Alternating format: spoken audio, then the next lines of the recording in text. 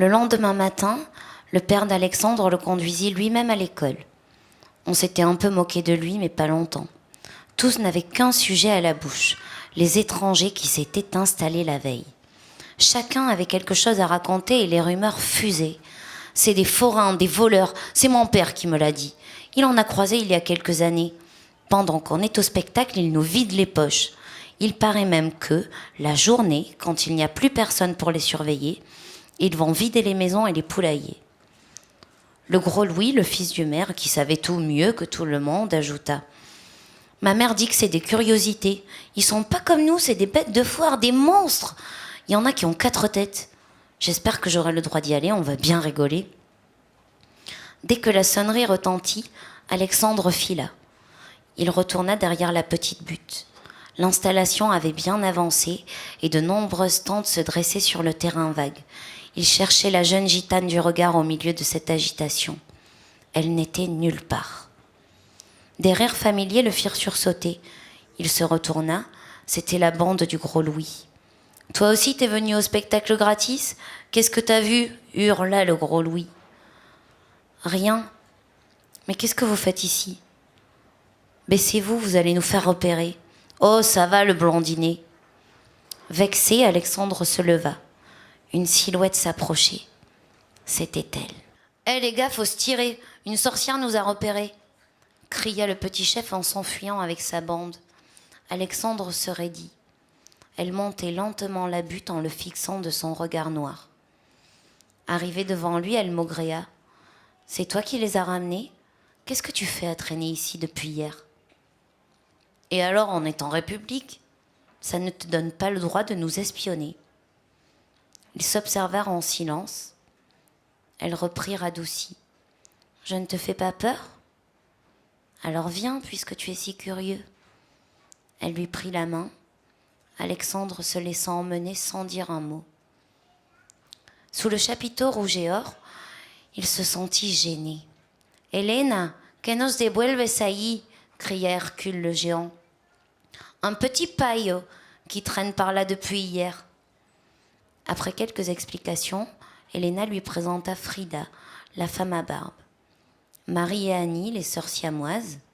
Pipo, Juan et Esteban, les lilliputiens qui lui arrivaient à peine à la poitrine.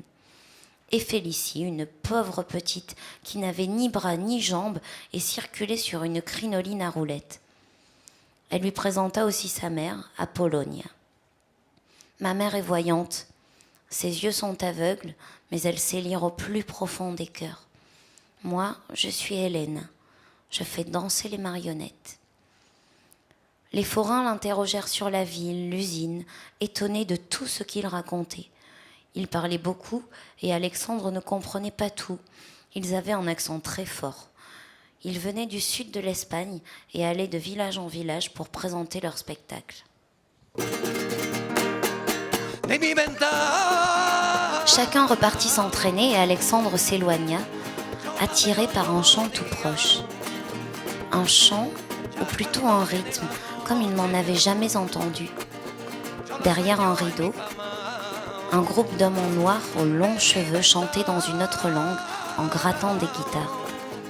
Certains avaient de drôles de petits tambours entre les jambes. 2 vieilles dames avec de grandes robes à volants frappaient en rythme dans leurs mains. Une jeune femme dansait au milieu de l'assemblée. Grave et fière, elle tapait des pieds et tournait sur elle-même en levant les bras au ciel. « C'est super, hein ?» lui demanda Elena. « Ce sont mes cousins et cousines, ce sont de grands chanteurs. La fille qui danse au milieu, c'est ma grande sœur. » Alexandre ne répondit rien. Il était fasciné. Les musiciens s'arrêtèrent. « Et tu, El Rubio, tu veux jouer avec nous ? » Hein ? Comment ? Moi ? Mais non, je ne sais pas jouer. Ah, t'as jamais vu une guitare ? Non, et je sais rien jouer du tout. Ben à qui essayer ? La guitare, c'est comme une belle femme. Il faut savoir comment la faire cantar, lui dit Paco en lui tendant l'instrument. On lui montra un accord qu'il joua, puis un couplet qu'il joua aussi. « Hé, Nino, tu te fiches de nous, toi déjà joué ?»« Mais non, je vous jure. »« Alors toi, on donne. Reviens demain, On a fini la répétition, lui proposa Paco en riant. Alexandre n'en revenait pas, surpris de sa propre audace et de ce qu'il entendait. Sur le chemin du retour, il ne cessait de toucher le bout de ses doigts douloureux. Mais quel bonheur! Alexandre revint chaque jour. Il s'exerçait jusqu'à en avoir des crampes aux mains. Les musiciens lui jouaient des morceaux et il les reproduisait presque sans effort sous le regard admiratif de la petite Elena. « Que guapo este chico !» Un soir, alors qu'il se baladait, il parla de lui pour la première fois et de l'usine où il devait passer le reste de sa vie. Les premières étoiles apparurent. « Il se fait tard, je dois rentrer. Mes parents vont me passer un sacré savon. Avant de partir, fais-moi une promesse. Écris-moi une chanson et je t'embrasserai. » « C'est promis, » murmura-t-il en se retournant. À chaque nouvelle répétition, Alexandre impressionnait la troupe.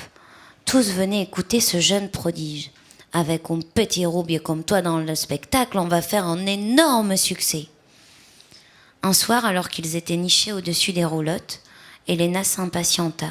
« Alors, et ma mélodie ?»« J'y travaille, ne t'inquiète pas. » Alexandre préparait cette sérénade en secret. Paco, complice, lui traduisait les paroles. « Joue-moi au moins le début, insista-t-elle. Alexandre joua les 3 premiers accords puis s'arrêta. « Je te la chanterai en entier durant le dernier spectacle. Comme ça, tu ne te moqueras pas longtemps de moi. Le lendemain, tu seras parti. » Émus, à l'abri des regards, ils échangèrent leur premier baiser.